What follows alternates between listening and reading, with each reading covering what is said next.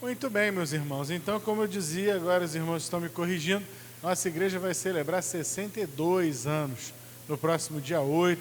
Vamos ter 8 batismos no dia 8, com a graça de Deus. Não percam e anunciem. Paulinho, aqui não é numerologia não, Paulinho. Olha a ideia do irmão, 62, 6 mais 2 é 8. Vai ser no dia 8. São 8 batizados. Depois, agora no começo do ano, a nossa congregação vai batizar mais 8. Quem foi campeão ontem? O Botafogo. É assim? Vai vendo. O Wangler fez 68 anos. Olha aí que coisa. Sabe o que isso significa? Nada. Vamos abrir as nossas Bíblias. E Paulinho, tem um 6 aqui, hein? Tem um 6. Vamos abrir aqui. Êxodo capítulo 6. Só falta o 8 agora. Êxodo capítulo 6.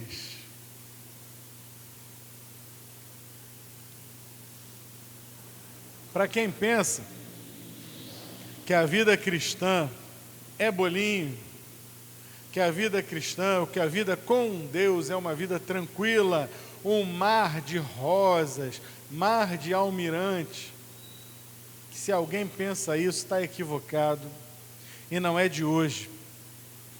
Deus não nos livra, já pode guardar essa frase, Deus muitas vezes, o Senhor, não nos livra das lutas, mas Ele nos livra nas lutas, em meio às lutas. Ele não prometeu que não teremos lutas, mas Ele prometeu que Ele estará conosco. E aí, meu irmão, e aí, minha irmã, vai da sua maturidade. Como diz o povo, é a luta, é a dificuldade, é o problema que vai separar os homens dos meninos. Porque os meninos choram, os homens enfrentam. E isso só vem com a maturidade. Há momentos que a gente enfrenta certas situações e que parece que a gente fica travado. É complicado, dá medo. Essa semana eu passei por uma, saindo aqui da igreja, né? Passei por 2 dessas, curioso. 2 momentos muito parecidos. Saindo aqui da igreja com o carro no domingo passado, no culto da manhã, eu desço sempre muito devagar, porque sempre passa uma criança, alguém de bicicleta, a gente nunca sabe. Passou um rapaz, passou uma moça, a moça ficou assim, estatelada na frente do carro.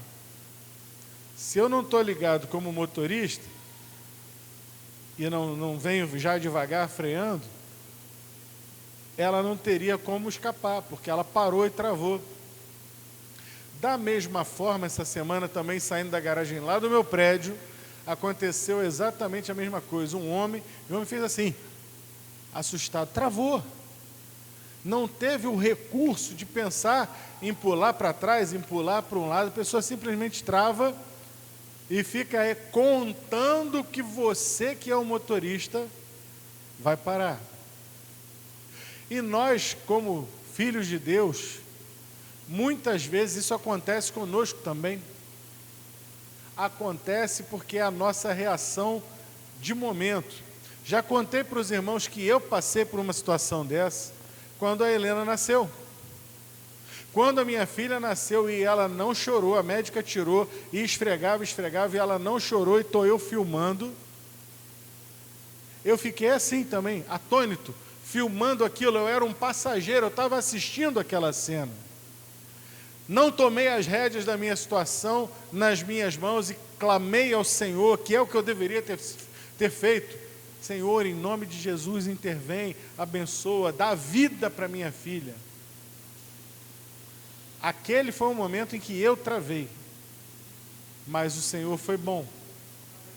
E tudo aconteceu e está ela aí hoje, gozando de plena saúde, para a glória de Deus. Isso acontece com todos. acontece com a pessoa que ia sendo atropelada ali, com a que ia sendo atropelada lá, acontece comigo, acontece eventualmente com você, e acontece com gente muito boa. Aconteceu com Moisés. Êxodo, capítulo 6. O que aconteceu no capítulo 5? Capítulo 5, Deus obedeceu, capítulo 5, Moisés e Arão obedeceram e foram ao faraó avisar que o Senhor tinha mandado libertar o povo dele para adorá-lo. Faraó ficou revoltado e falou: olha só, esse povo está com a cabeça desocupada demais.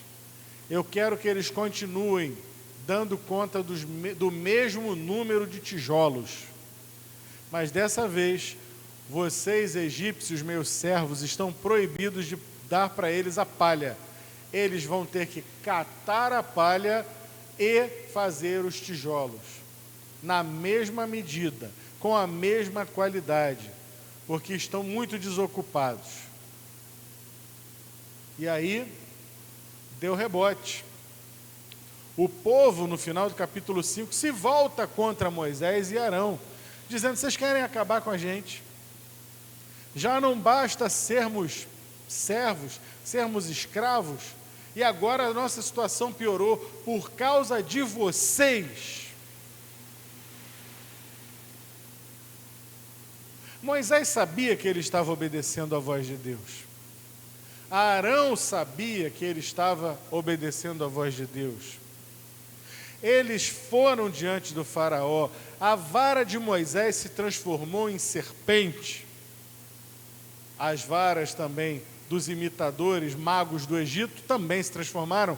A vara de Moisés engoliu as varas, as serpentes dos magos, e a vara de Moisés tornou a se tornar uma vara. Eles sabiam que a mão de Deus era com eles, especialmente Moisés, que tinha encontrado o Senhor na sarça ardente, lá em Midian, que o Senhor já tinha mostrado a ele como fazer essa situação da vara, e ele já tinha visto aquilo antes. Moisés sabia que o Senhor tinha poder sobre todas as coisas. Moisés, chega a tua mão ao teu peito, tira a mão agora, está a mão branca, leprosa, coloca de novo a tua mão. E quando ele tira, a mão está perfeita. Moisés sabia a quem ele estava servindo: ao Deus Altíssimo, Todo-Poderoso, o Deus de Abraão, o Deus de Isaac, o Deus de Jacó, o Deus que dizia, quando Moisés perguntou: mas em nome de quem eu vou? Vá em nome do eu sou. Eu sou o que sou.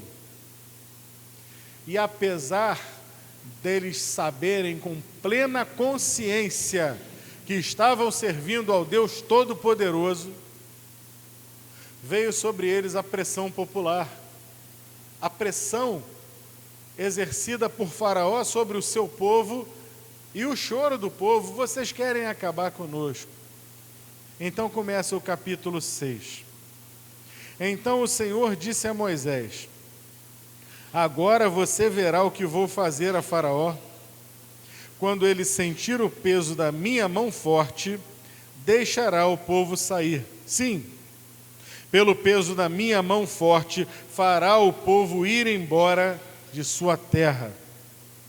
Deus também disse a Moisés: eu sou Javé, o Senhor.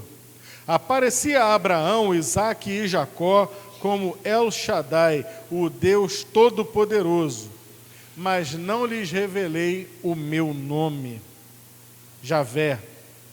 Ou seja, o que o Senhor está dizendo a Moisés é: teus pais, os patriarcas, eles me conheciam como o Deus Todo-Poderoso, mas Moisés, você já tem uma revelação um pouco mais clara do meu nome, Iavé, Javé, Jeová. O meu nome está colocado na tua boca, e é pelo meu nome que eu juro e é por esse nome que a vitória virá. Verso 4. Estabeleci com eles quem? Os patriarcas, Abraão, Isaque e Jacó. Estabeleci com eles a minha aliança, mediante a qual prometi lhes dar a terra de Canaã, onde viviam como estrangeiros. Esteja certo, Moisés, de que ouvi os gemidos dos israelitas, que agora são escravos dos egípcios, e me lembrei da aliança que fiz com eles. Portanto, diga ao povo de Israel, ou seja, Moisés ainda de orelha quente, acabou de ouvir bronca do povo, e Deus manda ele voltar lá, vai lá e fala, diga ao povo de Israel, eu sou o Senhor, eu os libertarei da opressão e os livrarei da escravidão no Egito, eu os resgatarei com o meu braço poderoso e com grandes atos de julgamento.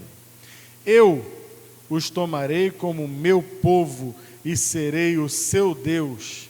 Então vocês saberão que eu sou o Senhor, seu Deus, que os libertou da opressão do Egito.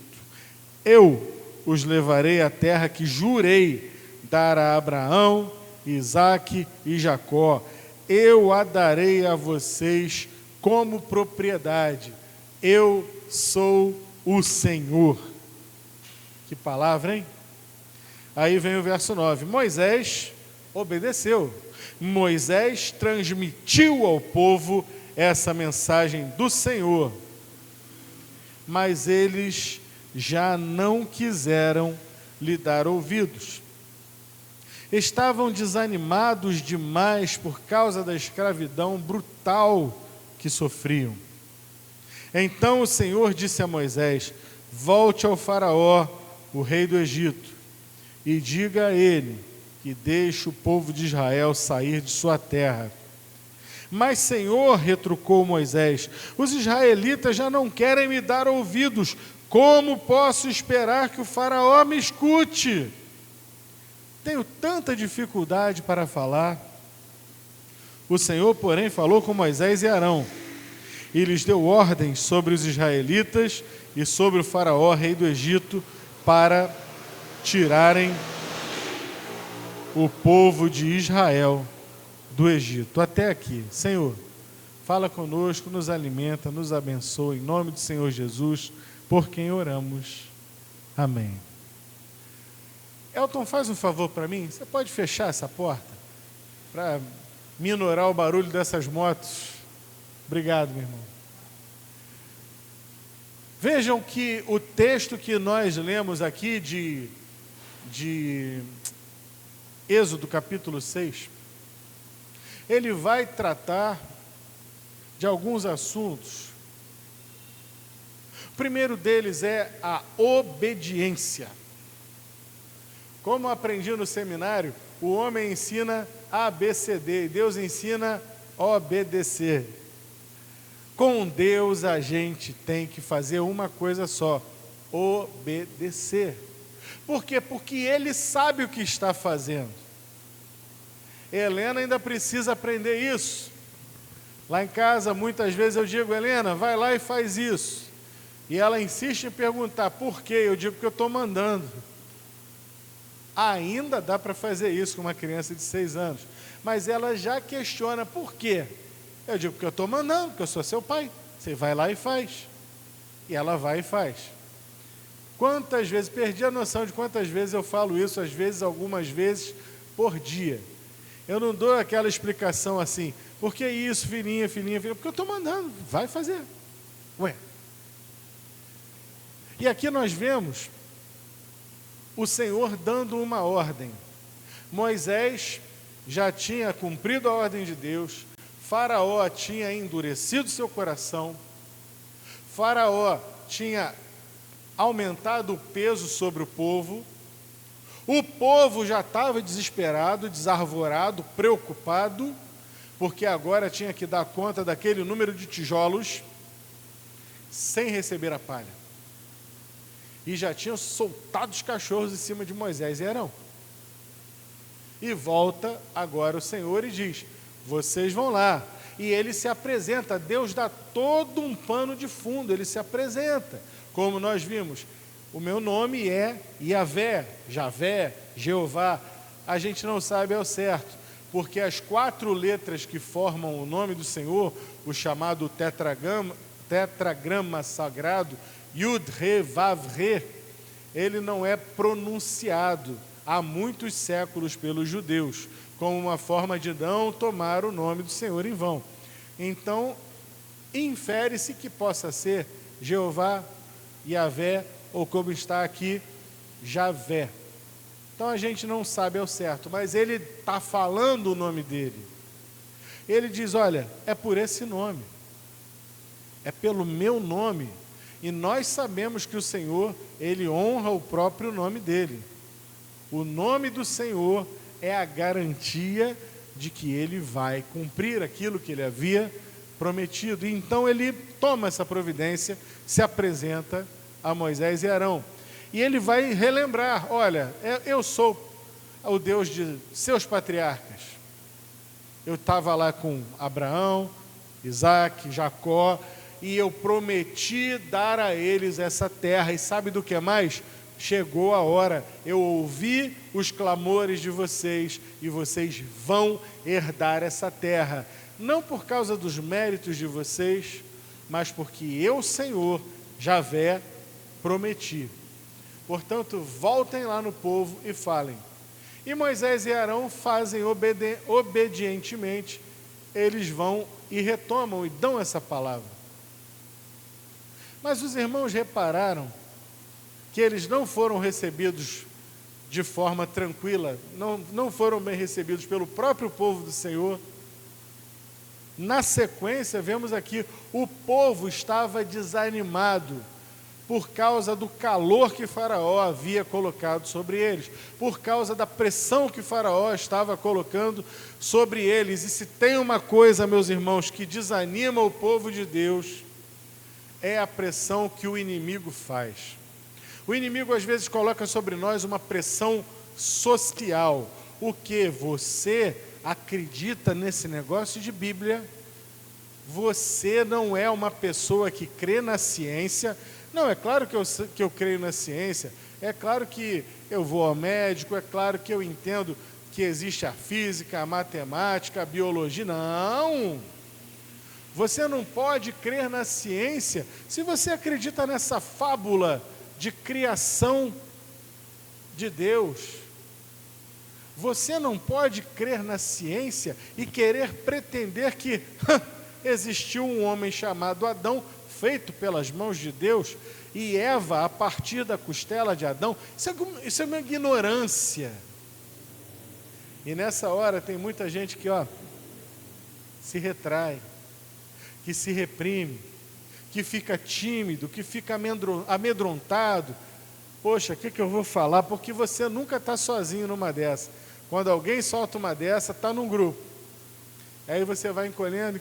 Foi o que aconteceu aqui. Moisés e Arão, veja bem, o homem já estava cobrando muito da gente. Nós somos escravos. Nós aqui sofremos o pão que o diabo amassou. E agora ainda vamos ter que produzir o mesmo número de tijolos, sem receber a palha, por causa de vocês. Moisés, Arão, dá um tempo. E eu não sei se os irmãos repararam, mas na sequência, quem volta a falar com Deus? Moisés e Arão. E eles estavam xoxos agora, eles foram contaminados pela fraqueza do povo. Acabamos de ler isso aqui. Verso 9, Moisés transmitiu ao povo essa mensagem do Senhor, mas eles já não quiseram lhes dar ouvidos, estavam desanimados demais por causa da escravidão brutal que sofriam. Aí então o Senhor disse a Moisés: volte a Faraó, rei do Egito. O Senhor mandou 2 ordens. A primeira, vá ao povo. Eles foram. E na volta o Senhor diz: agora vocês vão a Faraó. Comuniquem as 2 partes. Comuniquem primeiro ao meu povo, que é o meu povo, eles têm que saber primeiro.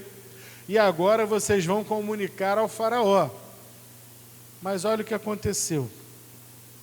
Retrucou Moisés: os israelitas não querem me dar ouvidos. Como posso esperar que o faraó me escute? Ou seja, aquele sentimento, aquele estado de espírito desolado, desanimado, enfraquecido que os israelitas estavam, já contaminou o próprio homem de Deus, o próprio Moisés.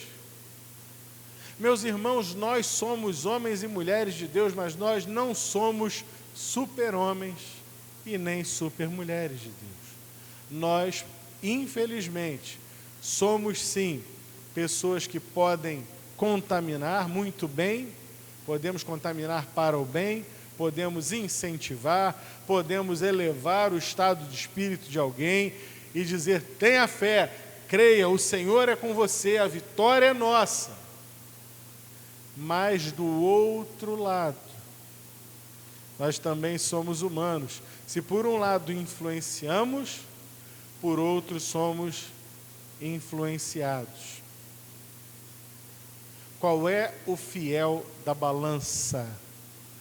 A resposta é Deus. Deus tem a última palavra. Ele é o Senhor. Ele é o fiel da balança no momento em que a crise vem, no momento em que as forças do inferno se levantam contra nós, no momento em que o inimigo faz parecer que nós estamos contra a parede e não há mais saída. E o inimigo de Moisés era poderoso, era simplesmente o faraó do Egito. O inimigo do seu povo era um inimigo poderoso, contra o qual realmente Moisés não podia fazer nada. Mas a batalha não era de Moisés, a batalha não era de Arão, a batalha não era dos homens, dos israelitas. Não era Moisés que estava dizendo: sabe de uma coisa, vamos pegar aqui agora espadas, lanças, vamos pegar foices e vamos partir para dentro e vamos fazer uma revolução aqui contra esse faraó. Porque se fosse isso, provavelmente eles teriam sido arrasados. Mas muito pelo contrário. A batalha ali não era uma batalha deles. Eles, ao contrário, estavam desanimados, estavam tristes, estavam amedrontados com aquilo que aconteceu. Mas a batalha era de quem, meus irmãos? Do Senhor. E quando o Senhor resolve dar a vitória, Ele dá a vitória com muitos, Ele dá a vitória com poucos, Ele dá a vitória de 300 contra 30 mil. Ele dá a vitória de para um garotinho franzino e ruivo, com 5 pedras e uma funda, contra um gigante de 3 metros de altura. E com folga, porque Davi catou 5 pedras. E quantas foram usadas? Só uma. O Senhor deu vitória até para o Botafogo aí ontem, olha aí que coisa. Botafogo é o Davi do Rio de Janeiro, e ontem chegou lá, ganhou a Libertadores da América, e ainda está na liderança do Campeonato Brasileiro. Esse ano sai, né, Daniel? Esse ano vai sair. Então vejam, o Senhor dá vitória, com muitos ou com poucos. Estou brincando com a história do futebol, mas entendam, meus irmãos, é fácil desprezar o pequeno, é fácil desprezar aquele que é fraco, é fácil nós mesmos nos desprezarmos e dizermos: não, aquilo ali não é para mim, eu não posso, não consigo, não dá, já tentei, já fiz o que podia. Não importa. Se Deus está no negócio, então é assim que vai ser, porque Ele está na coisa. E Ele disse, veja o que Ele diz no versículo 3: o Senhor, porém, falou a Moisés e Arão, e lhes deu ordem sobre os israelitas e sobre o faraó, rei do Egito, para tirarem o povo de Israel do Egito. O que nós aprendemos também com isso? Faraó sabia botar pressão. Sabia.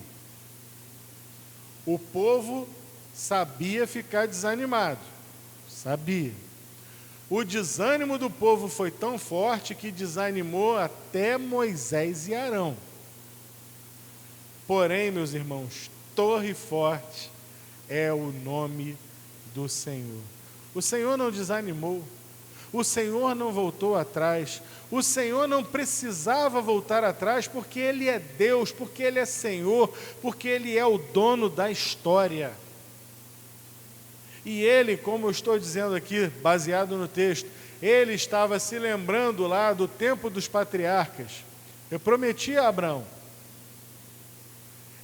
Como é que foi a promessa a Abraão? Abraão, sai da tua terra, sai da tua parentela, para uma terra que te mostrarei, e eu te farei pai de uma grande nação.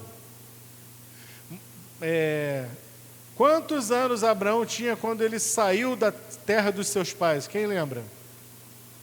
75 anos ele saiu da terra dos seus pais. Com quantos anos ele foi pai? Aos 100 anos. Foram 25 anos de espera. Mas Isaac nasceu e foi bênção. Isaac nasceu de uma mãe estéril, algo impossível. Depois Isaac se casa com uma mulher estéril. E ele ora pela sua mulher. E essa mulher lhe dá um filho? 2. A estéril foi mãe de gêmeos, Esaú e Jacó. Era para Esaú ter sido o chefe da casa, afinal ele era o mais velho. Mas o Senhor já havia dito, o menor servirá o maior. E então Jacó entra na linha de sucessão da promessa feita a Abraão. Jacó vai ter 12 filhos. E esses filhos serão os patriarcas desses aqui que estavam presos. Eu quero imaginar, meus irmãos, durante 430 anos, esse povo escravo ali no Egito. Apesar da escravidão, apesar de tudo o que aconteceu, a história continuou sendo contada. Nosso patriarca Abraão foi encontrado pelo Senhor. O Senhor veio até ele e lhe fez uma promessa. E um dia o Senhor vai nos levar daqui para um outro lugar, para a terra que emana leite e mel. 430 anos essa história sendo contada, sendo repetida. E agora que chegou a hora, eles duvidam. Agora que é a hora da coisa acontecer, eles temem. Isso também nos remete aos nossos tempos de hoje. Já preguei aqui recentemente sobre timidez espiritual. Nós, infelizmente, vivemos uma geração de timidez. E isso precisa ser vencido. Esse espírito de timidez, esse espírito parecido com esse povo. Não sei. Será que o Senhor vai fazer mesmo? Será que isso vai acontecer? Eu não sei se é para mim, eu não sei se é para a minha geração. Meus irmãos, aquilo que o Senhor prometeu não cai um jota nem um tio da palavra. Vocês creem nisso? A palavra de Deus se cumpriu até aqui e daqui para frente ela vai continuar se cumprindo. E às vezes a gente olha para frente e diz assim, agora não tem jeito. R$6 um dólar. E a meta, a projeção dos mais pessimistas é chegar a 7,50 o dólar. Esse país vai afundar, não tem mais jeito. E aí você, Rosimar, está aqui, tem jeito, é isso aí, claro que tem jeito. Claro que tem jeito. Onde é que está o nosso jeito? Está no governo, seja esse ou qualquer outro? O Senhor pode mudar a nossa sorte como mudou tantas vezes a sorte do povo de Israel. Mas o que nós temos que fazer? Fica a dica, está escrito lá em 2 Crônicas 7, 14. Se meu povo, que se chama pelo meu nome, se humilhar e orar e me buscar a minha face, então eu, o Senhor, ouvirei dos céus, perdoarei os seus pecados e sararei a sua terra. Nós temos que buscar ao Senhor, nós temos que crer no Senhor, nós temos que ouvir a palavra de Deus, olhar para exemplos como esses aqui e saber o seguinte: olha, sei lá, eu tenho andado meio desanimado, tenho andado meio até descrente, às vezes eu acho que a coisa não vai acontecer, mas olha, eu não estou sozinho. Todo o povo de Deus nesse momento aqui foi também contaminado pelo desânimo. Mas isso não impediu a mão de Deus. Até mesmo a liderança, até Moisés e Arão foram desmotivados naquele momento. Ah, Senhor, se o povo que é o teu povo, que conhece essa história, que está repetindo essa história aí há 430 anos, não quis me ouvir, sério mesmo que o Senhor quer que eu vá ao Faraó? Moisés, vai ao Faraó, pode avisar para ele, em meu nome. Quer ver, no final desse mesmo capítulo aqui, lá no final do capítulo 6, olha o verso 28. Quando o Senhor falou com Moisés na terra do Egito, disse-lhe: eu sou o Senhor, transmita ao Faraó, rei do Egito, tudo o que eu lhes disser. Contudo, Moisés questionou o Senhor e disse: não posso fazer isso, tenho tanta dificuldade para falar. Por que Faraó me daria ouvidos? Olha o temor, olha o desânimo. Meus irmãos, nós andamos por fé e não por vista. Moisés aqui não estava caminhando pela fé, ele estava caminhando pelo que ele via. Ou seja, às vezes a gente coloca isso também. Não, isso aqui não tem lógica. Não tem lógica, então eu vou parar por aqui, porque eu não vou além da lógica. Mas Deus só trabalha quando as coisas são lógicas? Ou será que Deus faz aquilo que vai além da lógica? Um exemplo, está lá no Evangelho de Marcos, no capítulo 5.